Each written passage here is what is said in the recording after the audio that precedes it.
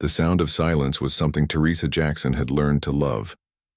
After spending 12 years in the Army, with 2 deployments overseas where explosions and gunfire were just part of the daily routine, the quiet of her 15-acre property felt like a gift she'd never take for granted. Every morning she'd wake up before sunrise, make herself a strong cup of coffee, and sit on her porch watching the mist rise over the pasture where her 3 horses grazed peacefully.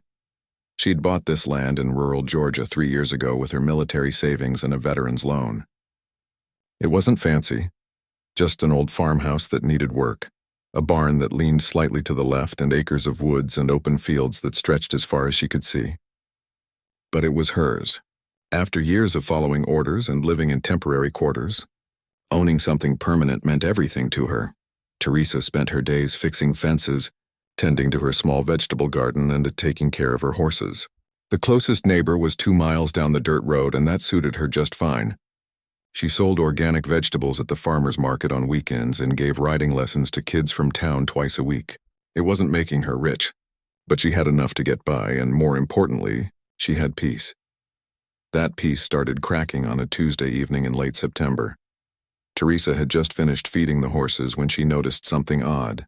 The gate to her back pasture was open. She knew she'd closed it that morning because she always checked twice.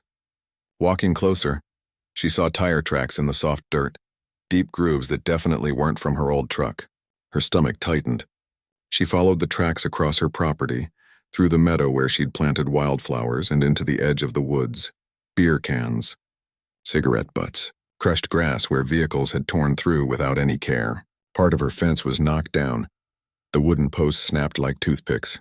Teresa stood there for a long moment, her jaw clenched, trying to keep her breathing steady. She'd seen enough destroyed property and war zones to know what carelessness and disrespect looked like. Maybe it was just kids, she told herself. Teenagers looking for a place to party, not realizing they were on private land. She'd dealt with worse. She walked back to her truck, drove to the hardware store in town, and bought brighter "no trespassing" signs, the kind with big red letters that nobody could miss. She spent the next day reinforcing her fences and posting the signs every 50 feet along her property line. For 3 nights, everything seemed fine. Teresa almost convinced herself the problem had solved itself. Then came Friday night. She'd gone to bed around 10, tired from a long day of work. Around midnight, a sound jolted her awake. Engines, multiple engines, loud and aggressive, ripping through the quiet night. Teresa grabbed her flashlight and her phone, pulling on her boots as she moved quickly to the window. Her military training kicked in automatically, that old instinct to assess threats and respond with a clear head. Through the darkness, she could see lights bouncing across her back property. 4-wheelers, maybe 5 or 6 of them, tearing through her land like they owned it. They were doing donuts in her pasture, deliberately destroying the ground she'd worked so hard to maintain. Her horses were spooked, running and calling out in distress. Teresa's hands tightened into fists. She grabbed her heavy-duty flashlight and stepped out onto her porch, shining the beam toward the trespassers. "This is private property," she shouted, her voice carrying across the field with the same command she'd used when leading soldiers. "You need to leave now!" The 4-wheelers stopped. For a moment, Teresa thought they might actually listen. Then she heard laughter. One of the riders, wearing a dark mask, revved his engine and drove closer, stopping just at the edge of her yard. Even with the mask, she could see he was young, probably early 20s, full of false courage that came from running in a pack. "This land doesn't belong to you anymore, lady," he shouted back. "Why don't you pack up and head back to wherever you came from?" The other riders laughed and whooped, circling their vehicles in her pasture. One of them threw a beer bottle that shattered against her barn. Another made exaggerated gestures, mocking her. Teresa stood perfectly still on her porch, her flashlight steady, her face calm. She was recording everything on her phone with her other hand, making sure to capture their voices, their vehicles, everything. "Last warning," she said firmly. "Leave my property now or I'm calling the sheriff." "Call whoever you want," another rider yelled. "We go where we want when we want." They tore off into the woods, their engines fading into the distance, leaving destruction and trash in their wake. Teresa stood there for a full minute after they left, controlling her breathing, pushing down the anger that threatened to overwhelm her tactical thinking. She'd been in worse situations overseas. She knew how to handle threats. But this was different. This was her home, her safe place, and someone had just violated it. She went inside and called the sheriff's department. 20 minutes later, a deputy showed up, a middle-aged man with a tired expression who didn't bother to hide his lack of interest. He glanced at the tire tracks, looked at the damage to her fence, and shrugged. "Probably just some kids joyriding," he said, writing something briefly in his notepad. "Not much we can do unless you can identify them." "I have them on video," Teresa said, showing him her phone. "They threatened me. They damaged my property. They said I should leave." The deputy barely looked at the footage. "It's pretty dark. Can't really see faces. Look, ma'am, I understand you're upset, but boys will be boys. They'll probably get bored and move on. Just keep your gates locked." Teresa felt her jaw tighten. "Boys will be boys. They destroyed my fence, terrified my animals, and threatened me on my own property." "I'll file a report," the deputy said, already walking back to his car. "But without clear identification or more evidence, there's not much we can do. My advice, maybe get a dog. Good night, ma'am." As his taillights disappeared down her driveway, Teresa stood in the darkness of her property, listening to her horses finally settling down in the barn. She pulled out her phone and looked at the video again, studying every detail she could make out. The make and model of the four-wheelers, the size and build of the riders, the direction they'd headed when they left. She'd learned a long time ago in the Army that you couldn't always count on backup arriving when you needed it. Sometimes you had to handle situations yourself, not with recklessness or revenge, but with strategy, preparation, and the kind of discipline that kept you alive when things got dangerous. Teresa walked back into her house, made herself another cup of coffee even though it was past midnight, and sat down at her kitchen table with a notebook. She began writing down everything she'd observed, creating a detailed log with dates, times, and descriptions. Then she opened her laptop and started researching her legal rights as a property owner in Georgia. If these people thought they could intimidate her into leaving her own land, they had no idea who they were dealing with. She hadn't survived combat zones and earned her sergeant stripes by running away from bullies. But she also wasn't going to do anything stupid or illegal. She'd handle this the right way, the smart way. As the sun started rising over her property, painting the sky in shades of orange and pink, Teresa finished her first cup of coffee and poured another. She had work to do. Her peaceful life had been shattered, but she wasn't about to let it stay that way. These trespassers had made a serious mistake. They'd picked a fight with someone who actually knew how to fight back, and Teresa Jackson always finished what others started. Teresa spent the next morning doing what she did best, gathering intelligence. In the Army, she'd learned that information was just as important as any weapon. So instead of sitting around feeling angry or scared, she got to work.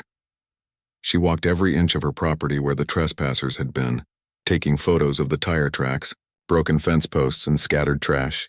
She measured the tire treads and noted the patterns. She also noticed something interesting. The tracks led to the back corner of her property and continued into the state forest land beyond.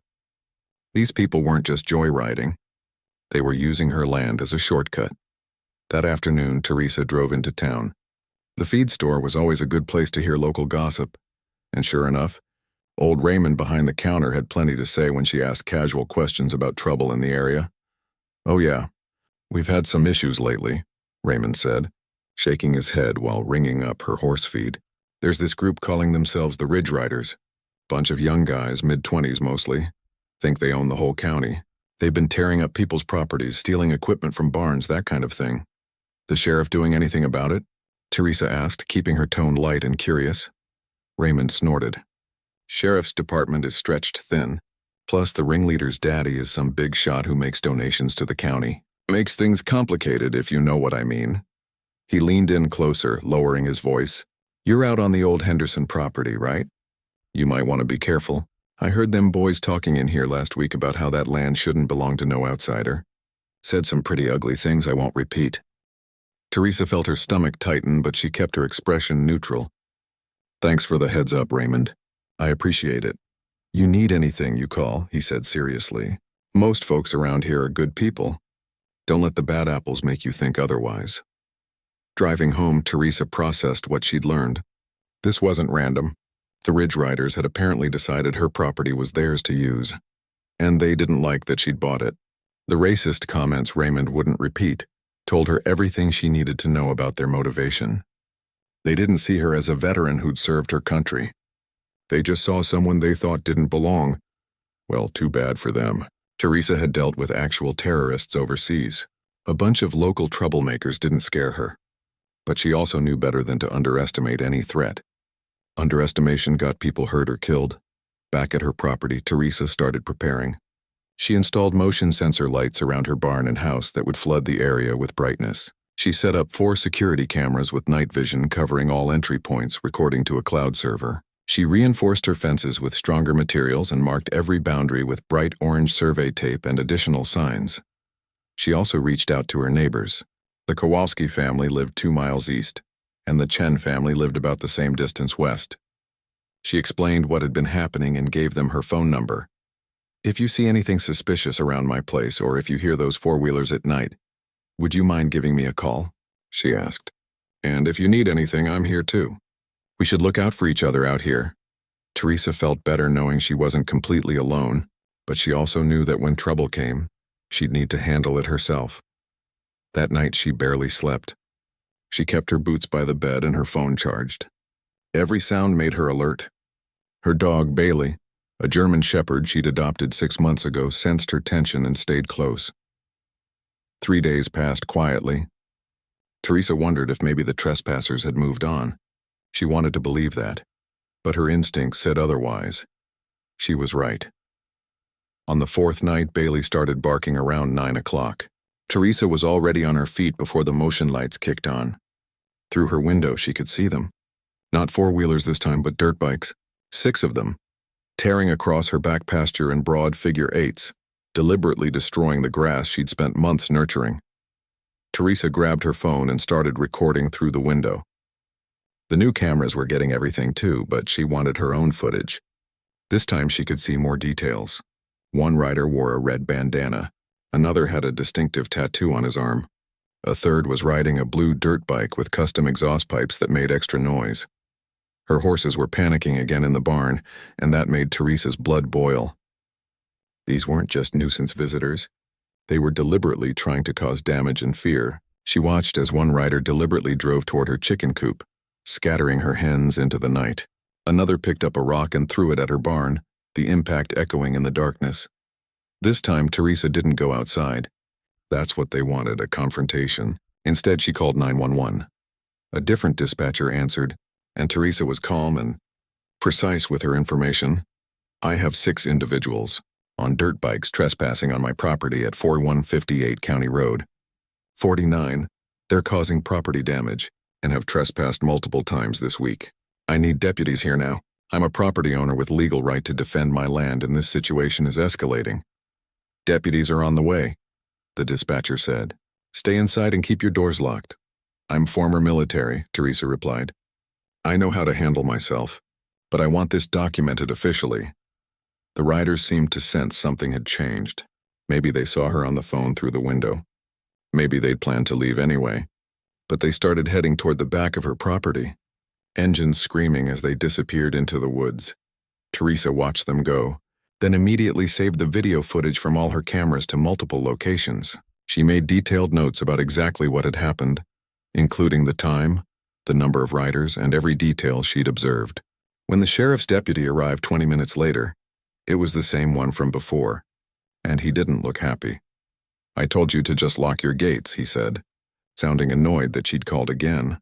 "And I told you this was a serious problem," Teresa replied firmly. She showed him the camera footage on her tablet. Clear video of 6 people on dirt bikes destroying her property. "This is the 4th incident. I have it all documented. They're deliberately targeting my property and they've made threats. I want a formal report filed and I want something done about it."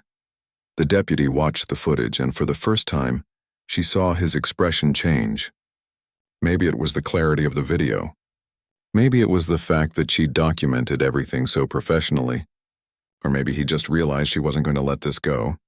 "I'll file the report," he said finally. "But look, these ridge riders, they're connected. It's complicated." "I don't care how complicated it is," Teresa said, her voice steady but hard. "This is my property. I served this country for 12 years. I earned this land and nobody's going to drive me off it. You do your job or I'll find someone who will. After he left, Teresa sat on her porch with Bailey beside her. The night was quiet again, but she knew it was temporary. These people had escalated from random trespassing to deliberate destruction. They were testing her, seeing if she'd break or run away. They'd picked the wrong person to test. Teresa had stared down worse than some small-town bullies. And unlike her time in the military, this time she was defending her own ground. That made all the difference. She pulled out her notebook and started planning her next steps. If the law wasn't going to protect her property adequately, she'd have to get creative while staying legal. She had skills most people didn't. She knew tactics, strategy, and how to use terrain to her advantage. The Ridge Riders thought they were dealing with someone who'd scare easily. They were about to learn a very different lesson. Teresa wasn't going anywhere, and the next time they came back, they'd find out exactly what it meant to trespass on a soldier's land. The next week brought an uneasy quiet that felt more like a threat than peace. Teresa used the time wisely, continuing to document everything and securing her property. She wasn't looking for a fight, but she'd be prepared. On Thursday morning, she noticed one of her horses limping. Bella, her beautiful chestnut mare, was favoring her right front leg. Teresa's heart sank. This was the horse that meant the most to her, the one that had helped her adjust to civilian life. The vet arrived and confirmed her fears. She's got a strained tendon, probably from running scared. She'll need rest and treatment about 6 weeks before she's back to normal. Will she be okay? Teresa asked. She'll recover, but you need to keep her calm. No more scares. He looked at her seriously. Teresa, I've heard things around town. Be careful. I'm just protecting what's mine, Teresa said firmly. After he left, Teresa stood with Bella for a long time. The horse nuzzled her shoulder, trusting and gentle. That injured leg made something shift inside Teresa. These people had hurt an innocent animal. That crossed a line. That afternoon, everything escalated. Teresa was in her garden around 3 o'clock when she heard engines. Not the usual sound of vehicles on the main road, but multiple engines coming from her back property, in broad daylight this time. She straightened up, her hands still covered in dirt from planting, and walked toward the sound. 6 dirt bikes came roaring across her pasture, and this time they weren't just passing through. They were heading straight for her. Teresa stood her ground, pulling out her phone and hitting record. Bailey barked furiously beside her, but she commanded him to stay. The bikes circled around her at a distance close enough to be intimidating but not close enough to actually hit her. The riders wore masks again, but she recognized the blue bike with custom pipes from before. They were shouting things she couldn't quite hear over the engine noise, making crude gestures, trying to scare her. Teresa kept her phone steady, recording everything. Her voice was calm when she spoke, loud enough for the camera to pick up. You are trespassing on private property. This is being recorded. Leave now or face legal consequences. One of the riders, wearing a red bandana, pulled up closer than the others. Even through the mask, she could see he was young, maybe 25. He killed his engine and yanked down his mask, apparently not caring anymore if she saw his face. He had pale skin, a scraggly beard, and eyes that showed he'd been drinking even though it was the middle of the day. You don't get it, do you? He yelled. This land has been used by locals for years. My daddy used to ride through here. His daddy before him. You can't just buy a piece of property and think you own it. Actually, that's exactly how property ownership works, Teresa replied, still recording. I have the deed. I pay the taxes. This is my land, and you need to leave. We ain't going nowhere, another rider said, circling closer. You're just some outsider who thinks she can come here and change things. Why don't you go back where you came from? Teresa felt her jaw tighten, but she kept her voice level. I'm from Georgia, born and raised. I served in the United States Army for 12 years. I earned the right to live wherever I want. And right now I choose to live here on my property, which you are illegally trespassing on. The rider with the red bandana laughed, but it wasn't a friendly sound. Army, huh? Well, soldier girl, this is our territory. You can call the sheriff all you want. Nothing's gonna change. We're connected around here. You're not. He revved his engine and deliberately drove toward her chicken coop. The hens scattered in panic, and one of them, her oldest hen named Ruby, didn't move fast enough. The bike clipped the edge of the coop and Ruby went tumbling. Teresa's hands clenched around her phone, but she didn't move, didn't react. She just kept recording. That's assault on livestock, she said clearly. Added to your trespassing charges. Prove it was intentional, the rider sneered. Then he noticed something and pointed toward her barn. "That your horse in there? The pretty brown one? Would be a shame if something happened to her." That was it. That was the line. Teresa had stayed calm through threats to herself, through property damage, through racist comments. But threatening Bella, who was already injured because of these people, that was different. Her voice changed. It was still calm, but there was steel in it now. The tone she'd used when giving orders to soldiers in combat zones. "If you or anyone else touches my animals, you won't have to worry about the sheriff. You'll have to worry about me, and trust me, that's not a situation you want." Something in her tone must have registered because the rider actually backed his bike up a few feet. Maybe he saw something in her eyes that reminded him she wasn't just some random person he could push around. She was someone who'd been trained to handle threats, someone who knew exactly how dangerous a situation could get. "This ain't over," he said, putting his mask back up. Not by a long shot. The group took off across her property, tearing up more grass as they went. Teresa stood there until the sound of their engines faded completely. Then she checked on Ruby. The hen was shaken but seemed okay, just scared. Teresa carried her carefully back to the coop and made sure all the chickens were secure. Her hands were shaking now, not from fear but from controlled anger. She went inside and immediately uploaded the video footage to 3 different cloud services. Then she called 911 again.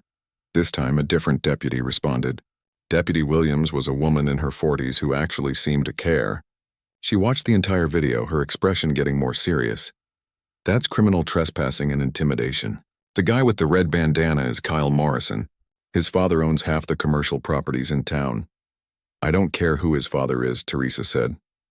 "What's it going to take for something to be done?" Deputy Williams sighed. "I'll file this report with your video evidence, but this could take time. These guys are escalating." "I know," Teresa said. "That's why I'm documenting everything. Building a case. Have you thought about just selling and moving?" the deputy asked. "Sometimes avoiding conflict is smartest." Teresa looked at her steadily. "I spent 12 years in the Army, 2 tours overseas. I'm not going to be driven off my land by some entitled boys who think rules don't apply to them. This is my home. I'm staying," Deputy Williams nodded. "I respect that. Just don't do anything that puts you on the wrong side of the law." "Everything I do will be legal and documented," Teresa assured her. "But I'm done being passive. They want to escalate. They're about to learn what it means to mess with someone who knows tactics and strategy." After the deputy left, Teresa sat down with her notebook and made a detailed plan. The Ridge Riders thought they had all the advantages. But they were amateurs. Teresa had been trained in tactics, threat assessment, and territorial control. She wouldn't use violence unless absolutely necessary for legal self-defense. But there were plenty of other ways to protect property. Motion sensors, cameras, strategic barriers, documentation, neighbor relationships, multiple security layers, making her property difficult to trespass on without hurting anyone. That evening, she called her brother Daniel, a lawyer in Atlanta. She needed advice on what she could and couldn't do legally. "Terry, maybe you should come stay with me for a while," Daniel said. "I'm not running, Danny, but I need to know my rights. What can I legally do to defend my property?" They talked for over an hour about Georgia's property laws, legal self-defense, and proper documentation. By the time they hung up, Teresa had a clear understanding of where the legal lines were. She wasn't going to cross those lines, but she was going to use every legal advantage she had. The Ridge Riders had made this personal when they threatened Bella. Now they'd understand that the woman they were harassing wasn't going to break, wasn't going to run, and definitely wasn't going to make it easy for them. Tomorrow, she'd start phase 2 of her security plan. Tonight, she'd rest while she could. The real confrontation was coming soon. 3 days of silence followed. Teresa didn't trust it for a second. She'd seen this pattern before. The enemy probes your defenses, pulls back to regroup, then comes back harder. She used every hour to prepare. She installed additional motion sensors along the tree line and bright LED floodlights she could trigger from her phone. She bought a portable air horn and several canisters of bear spray, both completely legal. Most importantly, she walked her property multiple times, memorizing every advantage the terrain could give her. Her neighbors checked in daily. Mr. Kowalski offered to come stay at her place, but Teresa declined. She didn't want anyone else in harm's way, but she appreciated knowing that people were watching out for her. It made her feel less alone. On Saturday evening, just as the sun was setting, Bailey started barking frantically. Teresa was already moving before she even heard the engines. This time the sound was different. More vehicles. More engines. This wasn't a small group anymore. She grabbed her phone and called 911 immediately. "This is Teresa Jackson at 4158 County Road 49. I have multiple trespassers approaching my property. I've reported this group multiple times. I need immediate assistance. Deputies are on their way," the dispatcher said. "Stay inside and lock your doors." "Copy that," Teresa replied, already moving to her strategic position by the front window where she could see most of her property. Through the fading light, she counted the vehicles. 11 dirt bikes and ATVs, more than had ever come before. They weren't just trespassing this time. This was meant to be overwhelming, meant to terrify her into leaving. The riders circled her house, revving their engines loud enough to rattle her windows. Some were throwing beer bottles. Others were shouting threats she could barely make out over the noise. Then she saw someone go for her power line with bolt cutters. The lights in her house went dark. They'd planned this. They'd actually planned to cut her power, probably thinking it would leave her helpless in the dark. What they didn't know was that Teresa had installed a backup generator after the last incident. She waited 30 seconds, letting them think they'd succeeded, then flipped the switch. Her house and exterior lights blazed back to life, even brighter than before. She could hear the confusion in their voices. That wasn't supposed to happen. Good. Keep them off balance. Several riders were now trying to surround her house from different directions. Teresa moved through her home with practiced efficiency, staying away from windows, checking every angle. She triggered the motion sensor lights along the back of her property, flooding that area with brightness. No more shadows for them to hide in. One rider tried to approach her barn where Bella and the other horses were. Teresa grabbed her air horn, opened a second-floor window and blasted it directly at him. The sudden, ear-splitting noise spooked his bike and he nearly crashed trying to get away. The horses inside were frightened, but they were safer than the idiot on the dirt bike. "This is private property," Teresa shouted through a bullhorn she'd bought specifically for this. "You are being recorded on multiple cameras. Law enforcement has been called. Leave now or face criminal charges." Kyle Morrison, the ringleader, pulled up close to her porch. He'd apparently been drinking heavily. "You think you're so tough, soldier girl? There's 12 of us and one of you. We can do whatever we want." Teresa's voice came back steady and cold. "Wrong. There's 12 of you breaking the law, caught on camera with a 911 call time-stamped and recorded. Every second you stay here is another charge. Deputies are already on their way." "Deputies ain't gonna do nothing," another rider yelled. "They never do." "Then you're about to be very disappointed," Teresa replied. She activated another set of lights. These ones pointed directly at the group near her porch, temporarily blinding them. While they were cursing and trying to shield their eyes, she pulled out a can of bear spray and held it ready by the window. If anyone tried to break in, they'd get a face full of it through the mail slot. One of the riders tried to ram her fence with his ATV. The reinforced posts held firm, and his vehicle got stuck. He revved the engine, but it just dug deeper into the soft ground. 2 others tried to help him, which meant 3 of them were now stuck and distracted. Teresa's military training kicked in. She wasn't engaging them directly. She was using their chaos against them, staying mobile inside her house, triggering lights and sounds that kept them confused. She activated the sprinkler system she'd rigged to her motion sensors. Jets of water suddenly sprayed several riders. "What the hell?" one of them yelled, backing away from the water. Kyle was getting more agitated. He pulled out what looked like a crowbar and started approaching her door. "I'm done playing games.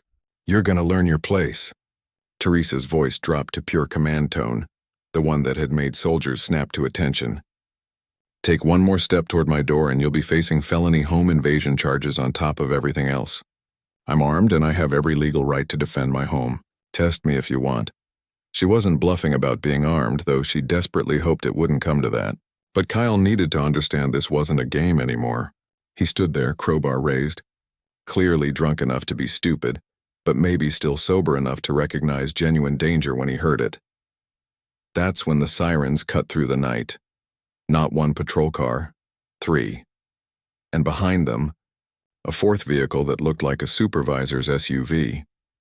Red and blue lights flooded the property as the sheriff's vehicles blocked the only exit route from Teresa's long driveway. The Ridge riders panicked.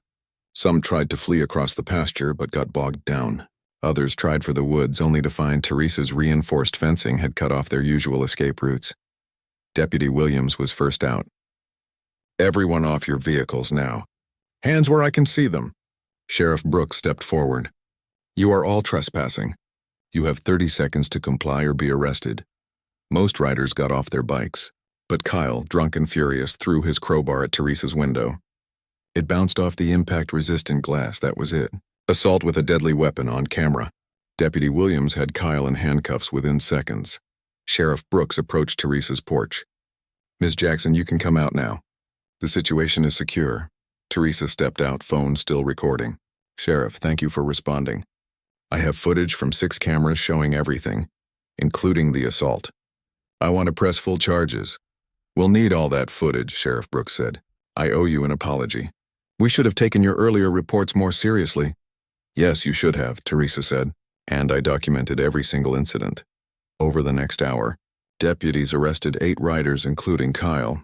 The younger ones who hadn't directly participated were cited for trespassing and released to their parents. Kyle was still shouting threats as they put him in the patrol car.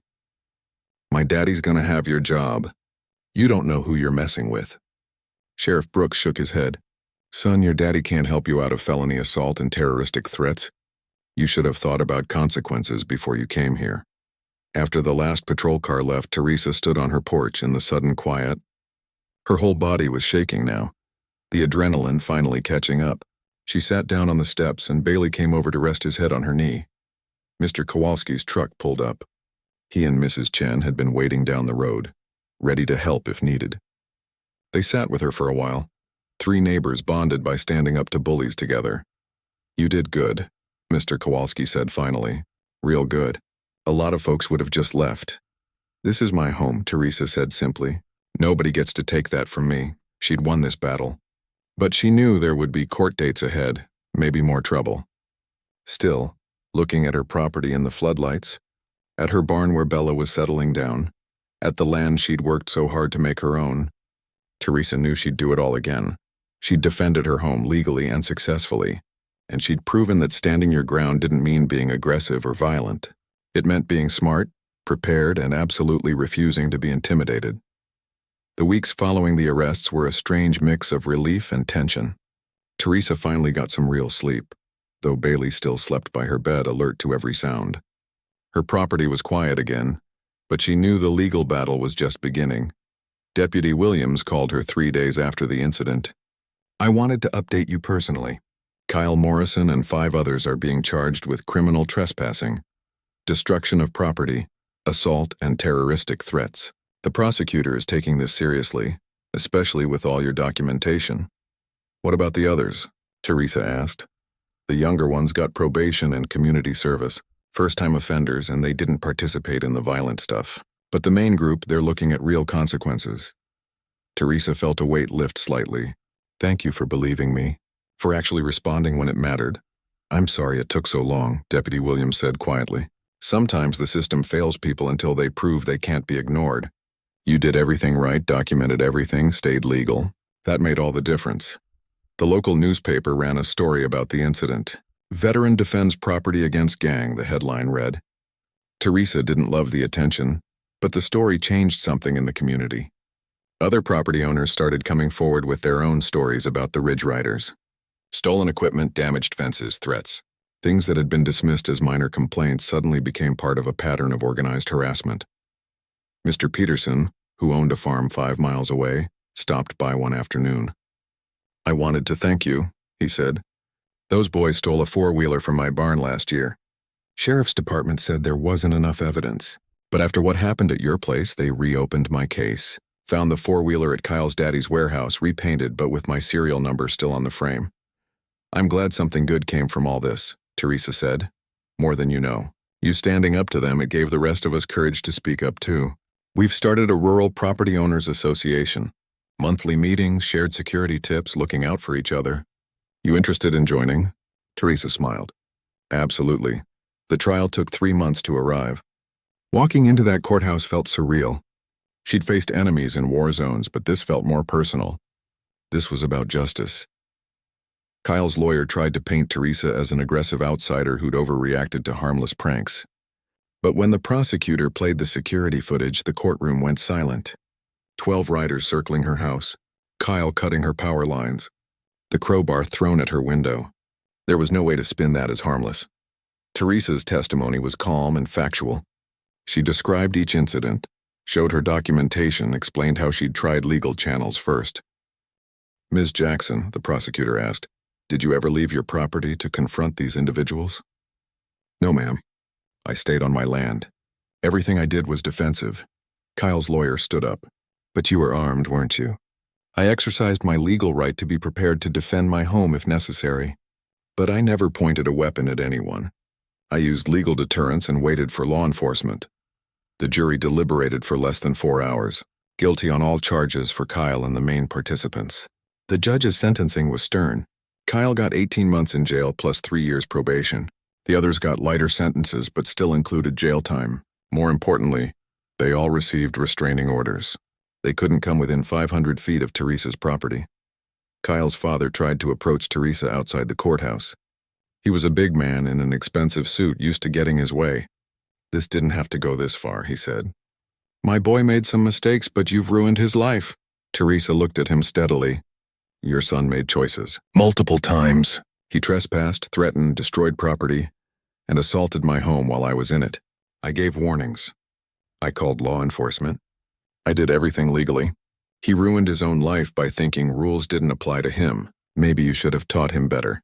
She walked away before he could respond. Deputy Williams, who'd been watching nearby, gave her a small nod of respect. Life slowly returned to something resembling normal. Teresa fixed all the damage to her property. Her insurance covered most of it, and the restitution from the court case covered the rest. Bella's leg healed completely, and the mayor seemed calmer now that the nighttime disturbances had ended. The Rural Property Owners Association grew to 30 members. They set up a communication system where they could alert each other about suspicious activity. They shared security camera footage and tips.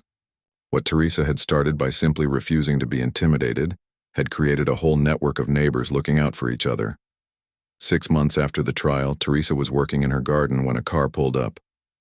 A young woman got out, probably mid-20s, black with nervous energy. She approached carefully as if unsure of her welcome.